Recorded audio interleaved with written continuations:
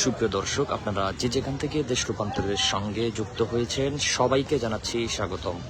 আমি জহির রায়হান এই মুহূর্তে সরাসরি অবস্থান করছি রাজধানীর পুরান ঢাকার অন্যতম দর্শনীয় স্থান আহসান মঞ্জিল থেকে। আপনাদেরকে সরাসরি দেখানোর চেষ্টা করছি পবিত্র ঈদুল আজহার চতুর্থ দিন রাজধানীর অন্যতম ঐতিহাসিক ও দর্শনীয় স্থান আহসান মঞ্জিলে কিন্তু দেখা যাচ্ছে সাধারণ দিনের তুলনায় কিন্তু কিছুটা বেশি কিন্তু দর্শনার্থীদের ভিড়। ঈদের দীর্ঘ ছুটি উপভোগ করতে পরিবার পরিজন আত্মীয় স্বজন ও বন্ধুদের নিয়ে কিন্তু অনেকে কিন্তু ছুটে আসছেন এই পুরান ঢাকার এই আহসান ঐতিহ্যবাহী এই আহসান মঞ্জিলে। আপনারা দেখতে পাচ্ছেন যে জায়গাটিতে অবস্থান করছি এটি কিন্তু শত শত বছরের ইতিহাসের সাক্ষী। আহসান মঞ্জিল গোলাপি রঙের এই ঐতিহাসিক প্রসাদটি শুধু পুরান ঢাকারই নয়, বাংলাদেশের অন্যতম কিন্তু গুরুত্বপূর্ণ ঐতিহ্যবাহী নিদর্শন। ঈদের ছুটিতে এই স্থাপনাটিতে ঘিরে কিন্তু সৃষ্টি হয়েছে উৎসব মুখর কিন্তু পরিবেশ। আমরা যেমনটি দেখছি যে ঈদের ছুটির থেকেই দর্শনার্থীতে কিন্তু আনাগোনা কিন্তু শুরু হয়। বেলা বাড়ার সঙ্গে সঙ্গে কিন্তু বাড়তে থাকে মানুষের কিন্তু উপস্থিতি। যেটা একটি বিষয় যদি আপনাদেরকে জানিয়ে রাখি, একদিকে যেমন তীব্র গরম, ঠিক অন্যদিকে কিন্তু সেই গরমকে উপেক্ষা করে কিন্তু দর্শনার্থীরা কিন্তু এখানে আসছেন কিন্তু তারা কিন্তু উপভোগ করতে এবং পরিবার পরিজন নিয়ে কিন্তু তারা কিন্তু এই আহসান মঞ্জিলে কিন্তু আসছেন। আমরা যেমনটি দেখছি বেশ কয়েকজনের সঙ্গে কিন্তু কথা বলেছি।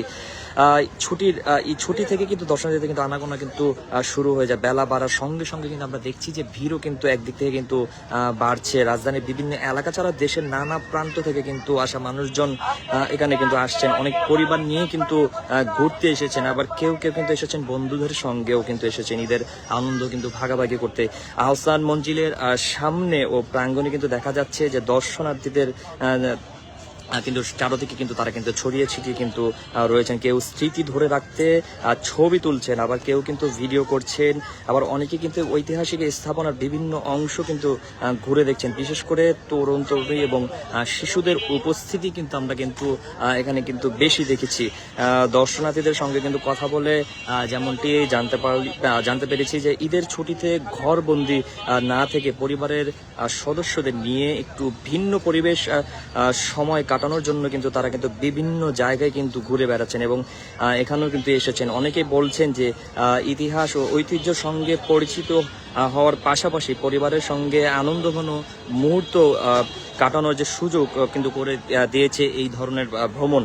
শুধু আহসান মঞ্জিলে কিন্তু নয়, ঈদকে কেন্দ্র করে রাজধানীর বিভিন্ন বিনোদন কেন্দ্র, পার্ক এবং ঐতিহাসিক স্থাপনাগুলোতে কিন্তু বেড়েছে মানুষের উপস্থিতি। তবে পুরান ঢাকার ঐতিহ্য, স্থাপত্যশৈলী এবং বুড়িগঙ্গা নদীর তীরবর্তী মনোরম পরিবেশের কারণে কিন্তু আহসান মঞ্জিল কিন্তু দর্শনার্থীদের কাছে কিন্তু বিশেষ আকর্ষণের কেন্দ্রবিন্দুও কিন্তু বলছেন কিন্তু অনেকে।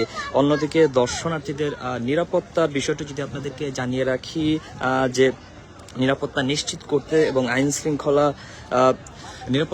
করতে এবং শৃঙ্খলা বজায় রাখতে কিন্তু দায়িত্ব পালন করছেন সংশ্লিষ্ট কর্তৃপক্ষ যারা রয়েছেন, এবং পাশাপাশি আইন শৃঙ্খলা রক্ষাকারীর বাহিনীর সদস্যরাও ফলে কিন্তু রয়েছেন বিভিন্ন জায়গায় কিন্তু তারা নিরাপত্তায় নিয়োজিত রয়েছেন, এবং ফলে পরিবার নিয়ে কিন্তু ঘুরতে আসা মানুষজনও কিন্তু স্বস্তির সঙ্গে কিন্তু সময় কাটাচ্ছেন। তারা কিন্তু নিরাপত্তা নিয়ে একদম কিন্তু যেমনটি বলছেন সব দিক থেকে তারা নিরাপত্তা পাচ্ছেন এবং নিরাপত্তা যথাযথ রয়েছে বলে কিন্তু তারা কিন্তু জানিয়েছেন।